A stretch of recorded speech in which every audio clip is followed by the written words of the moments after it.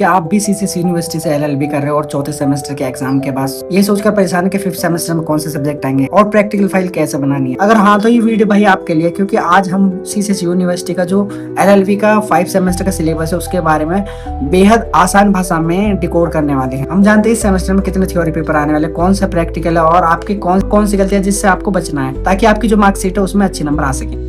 दोस्तों CCC university के 5 semester में आपको बिल्कुल 4 थ्योरेटिकल जो है सब्जेक्ट मिलते हैं, साथ में एक प्रैक्टिकल मिल जाता है, आपके सामने आ जाता है कहीं ना कहीं एक प्रैक्टिकल, यानी इसमें टोटल 5 पेपर है। और सबसे पहले जो हम बात करने वाले हैं 4 थ्योरेटिकल पेपर के बारे में बात करने वाले हैं जो आपके लिए कहीं ना कहीं बहुत मायने रखते हैं। सबसे पहला पेपर है civil procedure code and limitation of action यानी सीपीसी, जिसका कोड है K5001।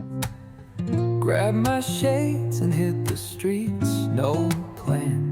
Chasing vibes like सबसे पहला सवाल आपके मन में आएगा भाई इसमें करना क्या है? तो सब इसमें करना है दीवानी मामलों को जो कोर्ट में केस चलते हैं, यानी जो सूट फाइल किए जाते हैं, सम्मान कैसे जाते हैं, जजमेंट की और डिग्री में क्या फर्क होता है, साथ में लिमिटेशन एक्शन के बारे में बताया जाता है और साथ में बताया जाता है किसी केस को फाइल करने की समय सीमा क्या है। तो इसमें ये चीजें बताई जाती है। अब इसमें मैं आपको एक छोटी सी टिप्स देना चाहता हूँ। ये थोड़ा जो है लेंथी और टेक्निकल पे सब्जेक्ट है, तो इसकी तैयारी डे 1 से शुरू कर दो तो भाई आपके लिए बहुत ज्यादा फायदेमंद रहेगा, क्योंकि लास्ट टाइम पे आप इसकी तैयारी नहीं कर सकते।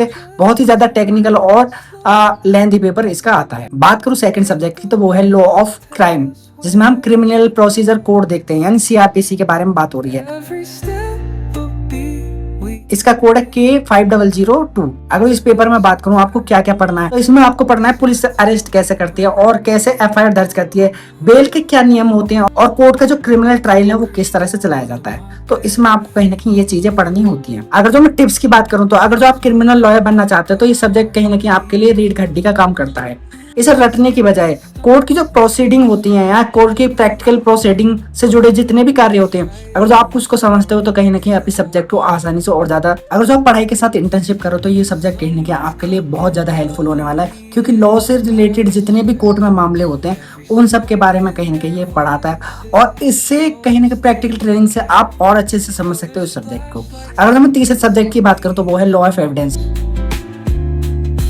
while after यानी अगर जो इस सब्जेक्ट की बात करूँ तो क्या पढ़ना होता है, इसमें कोर्ट में कौन से सबूत माने जाएंगे, सबसे पहले ये है, और कौन जो सबूत होते हैं वो नहीं मान जाएंगे। ओरल और डायलूमेट्री एविडेंस क्या फर्क होता है दोनों, मतलब उसमें क्या फर्क होता है और क्या होते हैं वो, वर्डन ऑफ प्रूफ किस पर होता है, तो इस बारे में कहीं ना कहीं इस पर पढ़ना है। अगर जो मैं सब्जेक्ट के एक टिप्स की बात करूँ तो ये सब्जेक्ट कहीं ना कहीं एक इंटरेस्टिंग और स्कोरिंग सब्जेक्ट है। इसके सेक्शन जो है बहुत ज्यादा छोटे हैं और बहुत ही ज्यादा लॉजिकल हैं, इसलिए आप इसमें एक अच्छा स्कोर कर सकते हैं और आपकी मार्कशीट के लिए ये सब्जेक्ट एक वरदान की तरह साबित हो सकता है। बात करूं चौथे सब्जेक्ट की तो वो है land laws including tenant and tenure systems, यानी K5004। अगर तो इस सब्जेक्ट की बात करूं तो इस सब्जेक्ट में आपको क्या पढ़ना है, उत्तर प्रदेश के विशेष जो संदर्भ में जो यूपी रेवेन्यू कोड होते हैं उनके बारे में आपको पढ़ना है। जमींदारी उन्मूल क्या होता है, ZALR एक्ट क्या होती है और किराएदारी से जुड़ी स्थितियां कानून पर पढ़नी होती हैं। तो इसमें कहीं ना कहीं ये चीजें आपको पढ़नी होती है। अगर तो मैं इसके टिप्स की बात करूं तो ये लोकल लॉ होने के कारण इसमें डायरेक्ट जो है सेक्शन आते हैं, केस लॉस पूछ लिए जाते हैं और उत्तर प्रदेश में वकालत करने के लिए बहुत ही काम का सेक्शन है आपके लिए। अब बात कर लेते हैं प्रैक्टिकल ट्रेनिंग और वाइवा के बारे में। इससे पहले भी जो हम 4th सेमेस्टर उसमें भी कहीं ना कहीं वाइवा दिया और 2nd सेमेस्टर में भी हम कहीं ना कहीं वाइवा दे आ चुके हैं, तो इसमें भी कहीं ना कहीं एक वाइवा हमें देखने के लिए मिल जाता है। ये कहीं ना कहीं एक सबसे डरावना हिस्सा है इस सिलेबस का, क्योंकि ये सबसे पहला बड़ा प्रैक्टिकल पेपर होगा आपके लिए। अगर मैं 5वें पेपर की बात करूँ तो ये है कहीं ना कहीं ड्राफ्टिंग, प्लेटिंग एंड कन्वेंसिंग। इसका कोड है K5005। to lack. Feel the world just turning slow.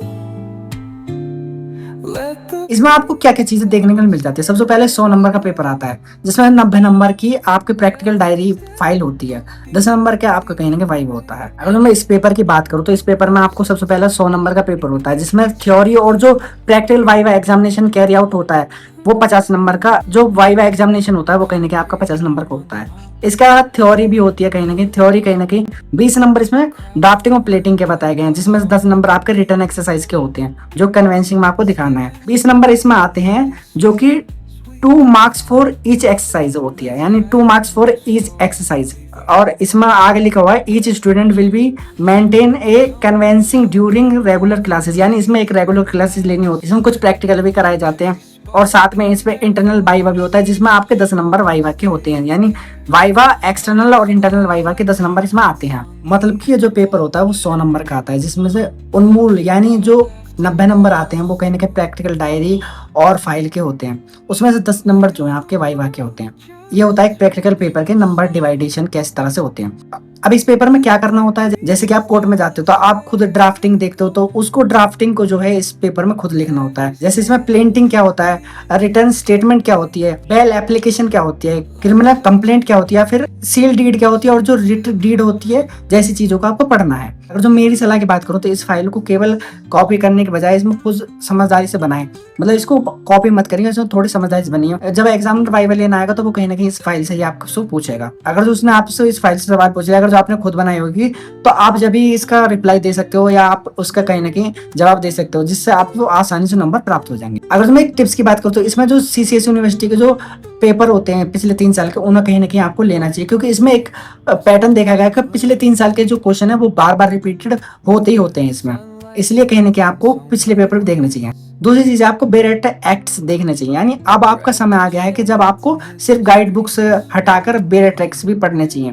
यानी क्योंकि 2 चीजें हैं इसमें जो आपको देखने को मिल जाती है। सबसे पहला, अब आप जो है 5 सेमेस्टर में आ चुके हो तो आप AIB का पेपर दे सकते हो। यानी AIB का जो पेपर होता है उसको आप दे सकते हो, इसलिए आपको बेरेट की जरूरत पड़ेगी। दूसरा है, अगर जो आप कानून सीख रहे हो तो आपको कहीं ना कहीं आप कानूनी भाषा भी आनी चाहिए। अगर जो आप कभी भी किसी जज के सामने जाते हो और बेरेट्स की लैंग्वेज आप जानते ही नहीं हो तो कहीं ना कहीं आप फंस सकते हो। इसलिए आपको बेरेट्स एक्ट पढ़ना शुरू कर देना चाहिए, और ये एक मिनिमम सी चीज है जो आपको सीख लेनी चाहिए और पढ़ना जरूरी है, क्योंकि आपको एग्जाम भी क्लियर करने हैं और कहीं ना कहीं आपको कोर्ट में भी जाना शुरू करना होगा। तो इसलिए आपके लिए बेरेट्स बहुत जरूरी है।